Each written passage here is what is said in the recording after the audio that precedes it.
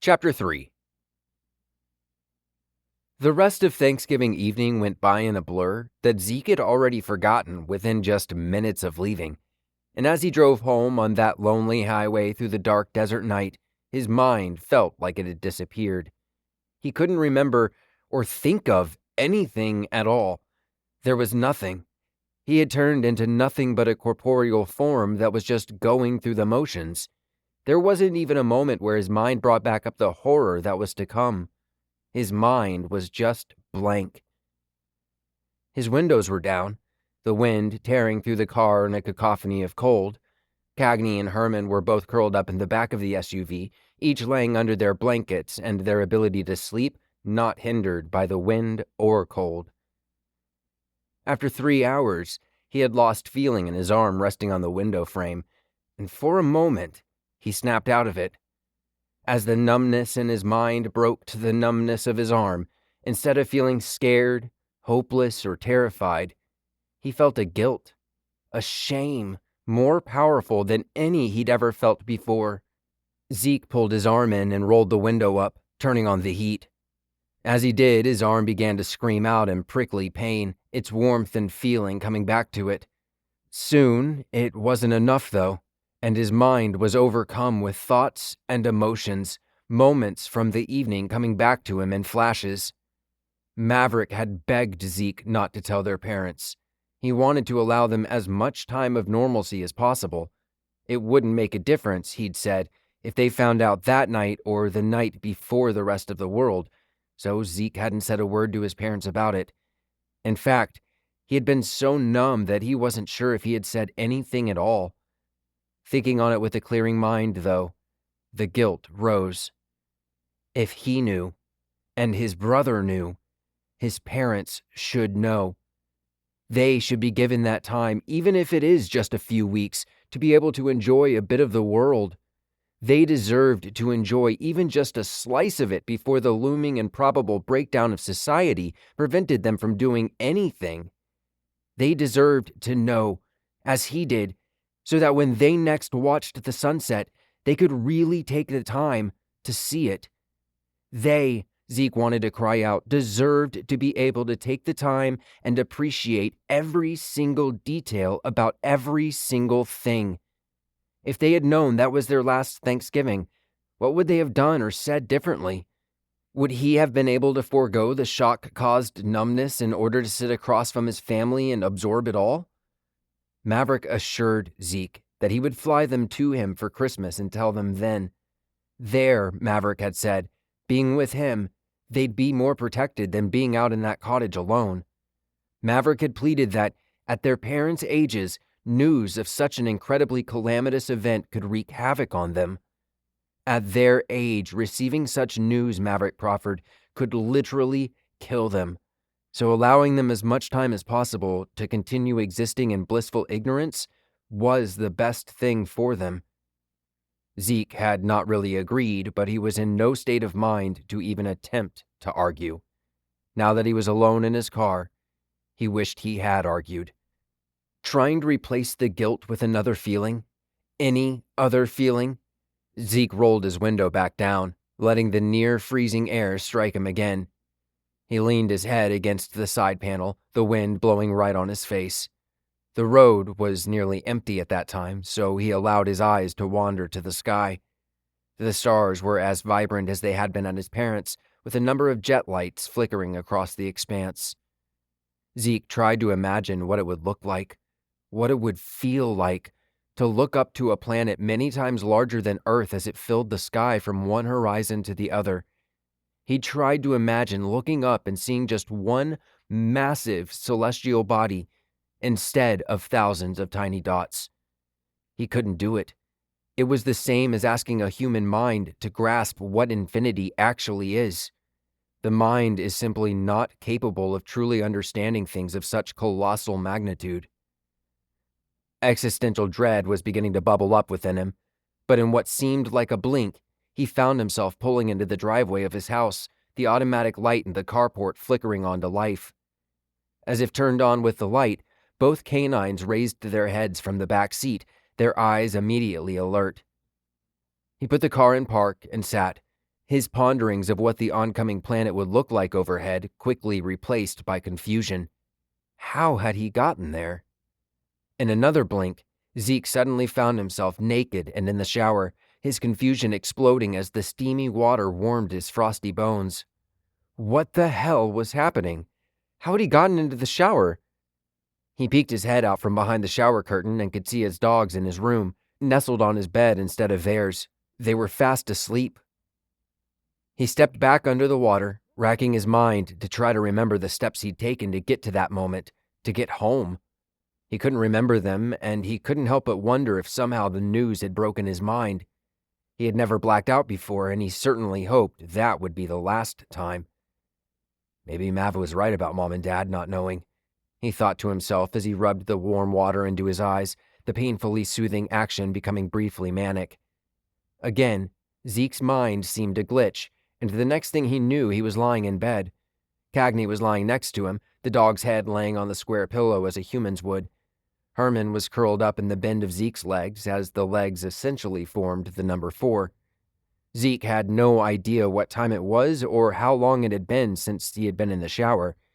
The sky was still dark, so he knew it wasn't morning, but beyond that, he had no idea how long he'd blacked out for, and just like before, he couldn't remember a single second from that missing time. The neighbor's porch light across the street from Zeke flickered on, its motion sensors picking up one of the local stray cats as it searched for a nocturnal meal.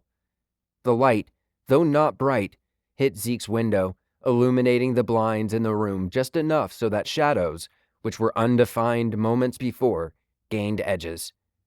Zeke stared at the ceiling, his eyes intently focused, but not on anything tangible.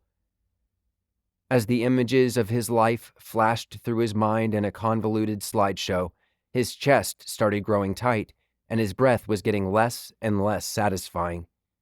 He could feel his heart beating in his chest, and with each one of those pronounced pumps, it felt as if someone was trapped inside of him, punching repeatedly at his sternum to be released. His lip began to shiver uncontrollably, and though lying down, his foot started to twitch. Suddenly, Zeke sat up, his mind abruptly shaking away some of its shock. For the first time, the actual words crossed his mind. The world was going to end. They moved from one side of his mind to the other, white words on a black background repeating themselves like ticker tape in night mode. He had tried to imagine the planet above him, but that infinity was too distant for him to comprehend. It wasn't as real as those words rushing through his mind. The words brought home the reality. Every single thing, in every single nook and cranny of the planet, was doomed. There was no way out. By the end of May 4th, it would all be gone. It wouldn't be just an asteroid wiping humans off the face of the planet, allowing for some items like the Hoover Dam to remain. It wasn't an extinction event that would allow for another species to evolve and eventually reign over the planet, as had happened many times before. There had been 5 great extinction events in Earth's history, and finally, Zeke's mind realized he was going to be a part of the last great extinction event. He would be there to see the end of everything, the end of any trace of Earth. In 6 months, that ball of rock and iron would be in 1 billion pieces, many of which falling into the gaseous unknown of that coming planet. Other pieces may be flung out of the solar system altogether. Some pieces may find their way to another planet, maybe even Mars. Nonetheless, the world he and everyone he had ever loved had called home would soon, itself, be extinct. Zeke tried to breathe in deeply, but it hurt. With each punch from that trapped victim in his heart, he was feeling a simultaneous stab in the same location. His fingers were growing warm. They were swelling and sweating, and he could feel his forehead becoming moist. There were so many amazing things about the planet, from rhinos to octopuses, from roses to the sequoia forests. There were so many beautiful things that, although absolutely molecular when considering their scale and importance within the universe, absolutely made that universe better. The universe was better with the Rocky Mountains. It was better with humpback whales. It was better with mothers and fathers, sons and daughters. It was better with atheism and with God. But soon the universe would find those things having been extinguished from existence. Zeke couldn't handle it, and he rushed to his bathroom, throwing up, the creature in his chest finding its way out. By the time his insides had calmed, the sun was lighting the morning sky outside. His body was exhausted, and Zeke's mind had reverted back to being dazed. He wiped his mouth as he tried to stand, using the toilet rim as a crutch. Zeke looked around the bathroom, and he knew he was doing it, but somehow he felt completely disconnected from his body. His arm lifted and pulled back the shower curtain, but it seemed to do it on its own, not at his urging. Even the noise of the rings sliding on the rod sounded as if coming from a strange video game. The water nozzles were cold and he could feel them, but as if through the mind or hand of someone else. The warm shower did nothing for his stability. Zeke spent 10 minutes not moving or even opening his eyes as the water poured over him. Water had a power over Zeke on most occasions. Being raised in Florida, it had been a source of refreshment, and warm showers never failed at waking him up and revitalizing him. That shower had no such power. Zeke's arm went rogue again, seeming to lift on its own accord and turning off the shower. The water shutting off served as another break for Zeke, and his mind glitched again. It was now 9 a.m, and Zeke was sitting in his office, his 2 work computers on. Zeke looked around.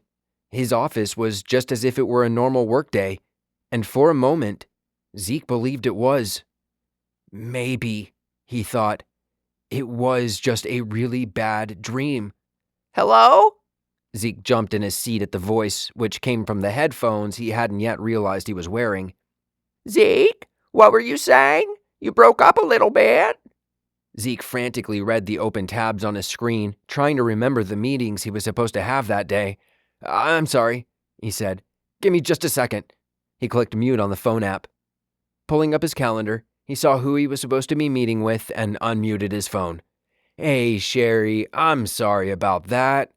Zeke's voice was intensely fake, yet Sherry didn't seem to notice.